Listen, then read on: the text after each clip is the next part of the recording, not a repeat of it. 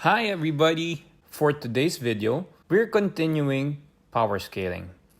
The last video was about Zoro, and we want to make this a serious discussion. That's why today, we're talking about Vinsmoke Sanji. Sanji is a lovable character. I do know a lot of Sanji fans, and I'm sure there's a huge chunk of the community that are Sanji fans.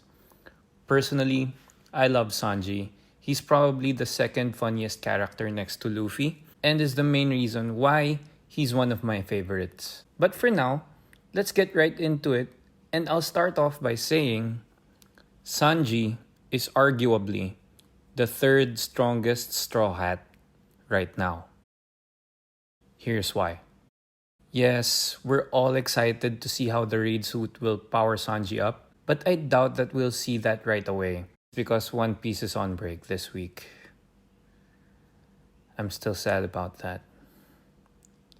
But anyway, Sanji has definitely had a lot of awesome moments post time skip. He was able to break the neck of the pacifista back in Sabaody very easily. He might be as fast as a fishman while underwater, because in the fight with Tsurume the Kraken, it was a short one, but we see Sanji's new techniques.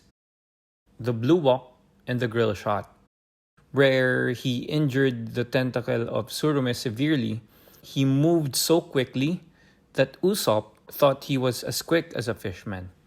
Moving on, while in Fishman Island, he fought alongside Jinbei against Wadatsumi the monk, and he unleashed another move in the Hell Memories. This move was again very funny because he's remembering his time back in Kamabaka Okoku, or Kamabaka Kingdom. To be frank, up until this point, I feel like Sanji hasn't had a real fight since Jabura back in NES Lobby. I feel like the fights that Sanji has had, he won with relative ease. He's just so dominant against his opponents. He hasn't really been challenged, with the exception of the pacifista before the time skip. But that pacifista was like a level 100 boss, and you mistakenly fight it at level 23.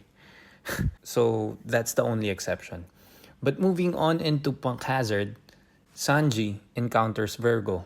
And from here, we get into the meat of the discussion. Virgo is a vice admiral, and he seems to have had the advantage over Sanji.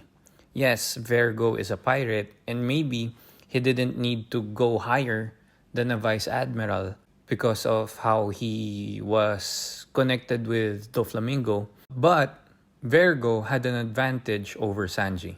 Even while using haki, Sanji gets cracks on his bones while fighting with Virgo. Later, we then find out that Virgo is specialized in Busoshoku, the armament haki. And here we started to realize that Sanji is specialized towards Kenbunshoku, or observation haki. This is me referencing the time when Rayleigh was training Luffy, when he mentioned that haki users tend to favor one or the other. With this image, obviously, Virgo favors Kenbunshoku. I know, right? I mean, yeah, obviously. But seriously, after seeing this, it really just justifies how or why Sanji was having such a hard time against him. I was really hoping to see Sanji defeat Virgo, but Law ended up being too awesome in Punk Hazard. So yeah. We then enter into Dressrosa, where Sanji, Nami, Chopper, and Brook were separated from Luffy and the others before they even got the chance to fight. But Sanji went face to face with the devil himself, Doflamingo. Sanji saving Nami, Chopper, and Brook was awesome, though I really wanted the battle with Doflamingo to go longer. I felt that it was a bit too short, but in that quickie, Doflamingo said that Sanji was strong, and he respected Sanji's power enough to shield himself. Sanji ended up with wounds after he was rendered helpless from not knowing Doflamingo's power, but to me, this point is where Sanji was undoubtedly the third strongest person in the crew. We fast forward into Whole Cake Island, where Sanji fought a lot of characters. The Charlotte family, which we'll be getting into in a while, and then Yonji, Judge, and most surprisingly, Luffy. Plot twist! Sanji fought with Yonji and bust him up easily. Sanji then fought with Judge and took some heavy damage. But I feel like Sanji is on par with Judge at this point. Maybe he even has an advantage if he wasn't so distracted by Judge, using his soldiers as shields. We hop right on to the wedding, and there we see Sanji being awesome. He basically dodges a point-blank gunshot from the priest. That's why Katakuri had to take matters into his own hands. And then Sanji still dodged Katakuri's jelly bean. Katakuri was so impressed by this, and then the mayhem starts. It was fantastic seeing that whole fight take place.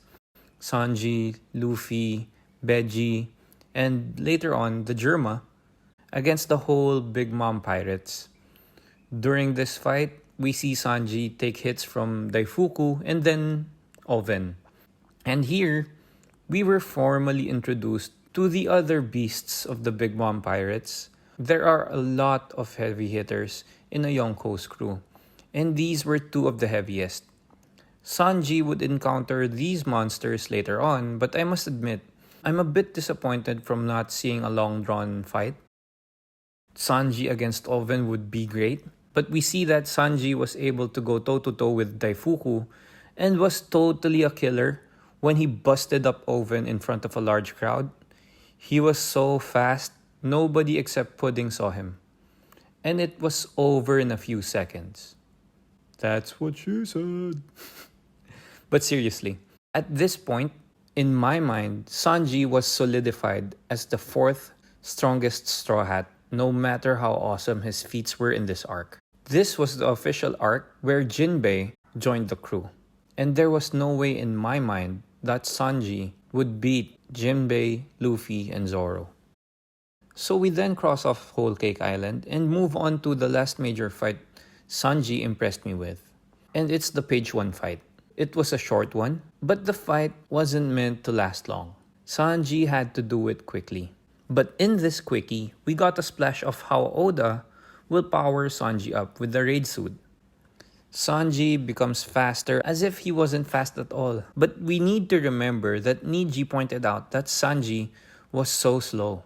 And Sanji came to the realization that putting aside his pride would be the best for the crew.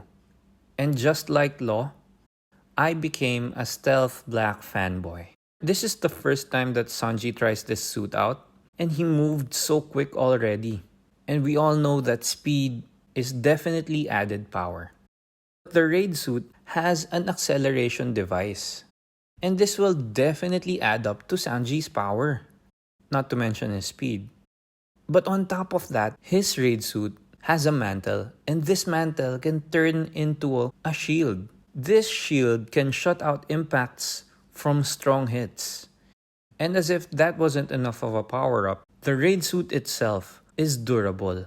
Now, this may seem like a small thing, but the added durability can go a long way. After beating up page 1, Sanji then says he'll ask Frankie and Usopp to redesign the suit. And it's possible that this new design will include newer power-ups as well. It's so exciting just imagining how strong Sanji will become. I know Zoro fans will hate me for saying this, even though I'm a Zoro fan myself. He could even come so far as being on par with or slightly better than Zoro. Anyway, I'm so hyped up to know how this will all play out. One thing I know for sure, Sanji will definitely achieve his lifelong dream. He can now become invisible. How perfect is that? He can just go into the women's bath, just like he always talks about. And I know for certain we'll get to see his antics sometime after the Wano arc.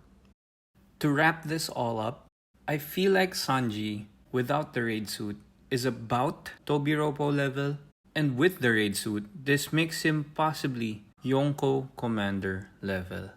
Because page 1 was just too easy. And that's all for today's video. I really love talking about power scaling, and I'd love to hear your thoughts on this topic down on the comments section below. Please do leave a like, and if you love One Piece, subscribe to the channel, because on the next One Piece video, we'll be talking about how strong Luffy is right now. So don't miss out, and please stay safe, protect yourself, boost your immune system. Peace!